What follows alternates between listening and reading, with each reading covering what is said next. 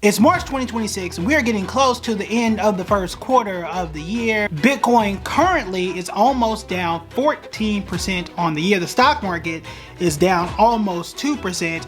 And this might be a good time to admit that cryptocurrency as a whole might be dead. Or is it? Let's take a look at what is going on with cryptocurrencies as a whole, because is it this moment right now supposed to be the time where cryptocurrencies are supposed to be a safe haven where people put their money? Let's go ahead and break it down. This is the case, or at least this was the case, that Bitcoin and cryptocurrency advocates have been telling us about. It's digital gold. It is decentralized. It is supposed to be a place for us to invest when there is international chaos, and especially when there is inflation and high costs across the board. Well, as of March 2026, we've got conflicts in Iran that is raising prices, and we still have tariffs. Yet and still, Bitcoin is falling apart. I mean, those were the two things where people were supposed to go to Bitcoin for, and yet it's down. And this is nearly the same thing that happened right around 2022 when we had inflation near, I think it was 9.1% right around this time. And again, high inflation is supposed to be digital gold, where people move towards gold like they are right now. Gold is up, gold is fine. A lot of the places where people invest, like defensive stocks, Walmart being one of those, people going there, Walmart is up, gold is up, Bitcoin is not. So what is the case here, right? What is the point of investing in something like this? And when you go online and try to figure out what is truly happening, no one knows, because all of the theories and thoughts, they're all going in different directions. And I will argue that the thing I personally thought would help Bitcoin, the thing I thought would help cryptocurrencies as a whole, might actually be hurting it. And I call this centralization, but in some cases it isn't. But the truth is, I thought that institutional ownership, the BlackRocks of the world, the more that we have laws and regulations around this, guardrails of this. We had a president in the United States that said he was going to be the first crypto president, and we know other countries were starting to adopt it as well. But I thought the more that we add regulations here and there, like the Genius Act, that it was going to help us to make it more mainstream. And as it becomes more mainstream, then perhaps people will add it to their 401ks, which means that more investors support it and it gets a boost in that way. That hasn't actually happened, and I think the opposite has occurred, because now that a BlackRock has access to it and they have launched a fund and people can decide to either buy or sell it in some ways through their IRA and things of that nature, it also means that they can sell that way too. And by doing so, they're not as volatile either. Because if a BlackRock decides to sell, when I say decides to sell, I mean people who have access to their funds and not have to go through a special wallet, not have to go through Coinbase or Cash App or something like that. And grandma and grandpa or your 50-year-old uncle or whomever can easily go through their old school account and sell their Bitcoin fund, which then pushes down the stock, or the coin in this case, even further. I think that increased access makes things worse. That mainstream nature gives more people access to sell more, and that mainstream access is giving people who don't understand crypto more reasons to let it go. I think that is an understated reason. Yes, it is mainstream now, but that same mainstream tide that can lift all boats, in this case all of crypto, can also drown you. We have seen this again. I always like to go back to the pandemic because perhaps it's the most recent example. It did well for companies like a Peloton. It was a mainstream stock. We all had access to it. It wasn't something that needed to be super niche, where only a small community of people could pump and dump that particular asset. Everybody had access to it. And then the tide turns and that stock drowned and has not recovered to date.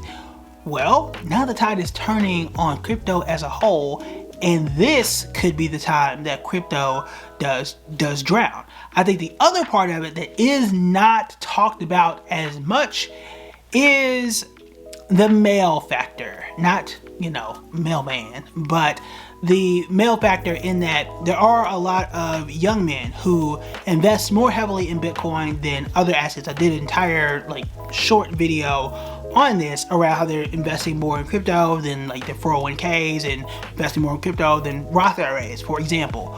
Well, now that sports betting, this is a theory of mine, this part of it, but now that sports betting is becoming more of a thing, I would argue that now, more than it was during the pandemic era, even 2 or 3 years ago, more of that additional cash that could have been invested, that could have been saved to use other things, is going there than it is towards crypto. And the allure was, yes, it could be volatile and lose money, but it could also make money and do so quickly. Because put yourself in the shoes of someone who's 22 to 28, right?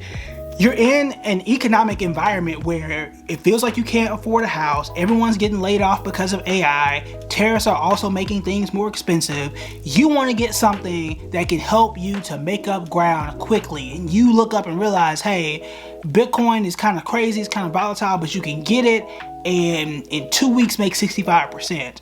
Yeah, I think I'm gonna do that. And every podcast I listen to is trying to hawk some sort of coin at me, whether it was FTX back in the day or whatever it is.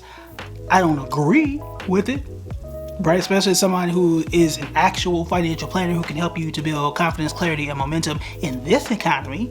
Right? I'd rather you talk to somebody who understands this, and in fact, we can talk for free at buildingbread.com/callkev, and I can help you build a plan for you, again, in this economy, because I know things are kind of crazy. In either case, I see why that is, alluring, because if I can make 65% a year or even more, and I see, hey, Bitcoin is hitting 100,000, everybody in my podcast circle is talking about it, why wouldn't I do that? Why would I do something that gets me out of the system when it looks like everything else is failing?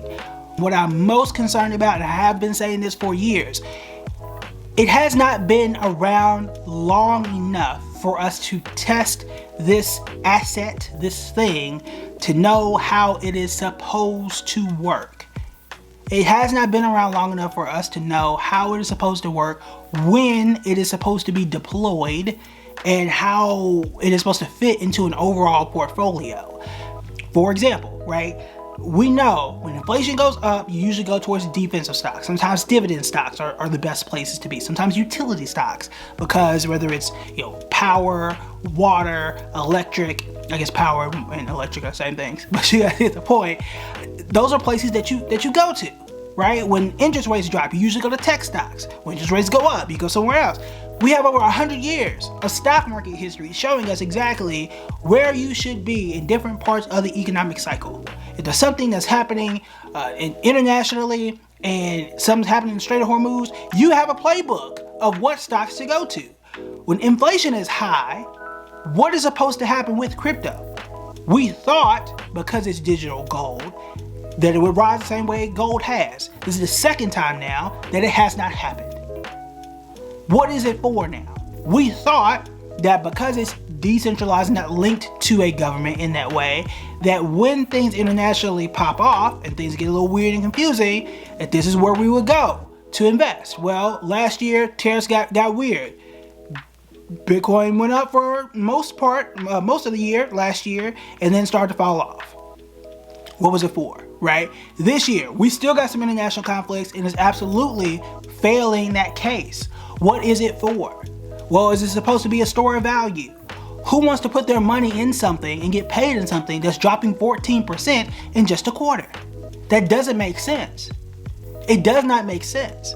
Now the question is Bitcoin dead forever? Is this the end of it and we'll never talk about it again? I don't think so. We may not know enough about Bitcoin. Clearly, it isn't as old as the stock market. It isn't as tested as the stock market. But I can say that we've seen dips like this long enough to know that there's a chance for it to come back to something much higher. So there's that. What I will say for most investors, and I mentioned this before, I would treat Bitcoin not as the main dish, not as the burger here. I wouldn't even treat Bitcoin like the fries. which is the side dish. I treat it like the condiment. That's why I think Bitcoin I think it's what it should be on your portfolio. No sane person has a burger, fries, and a plate full of ketchup. No sane person has that. You have a little bit of ketchup, and then you have fries, and then you have a burger. That is a well-balanced diet, right? That is how I would look at it. And as I've said, my limit was 5%. And honestly, I'm probably gonna stop at 3. Now, I've been dollar cost averaging, but this is how I stay sane. You have your own risk tolerance. We can set that up, right? BillMarin.com/CalCav. But in either case, that is the thing. And I think far too many people, and I've said this as well, the enemy of many investors is overconfidence.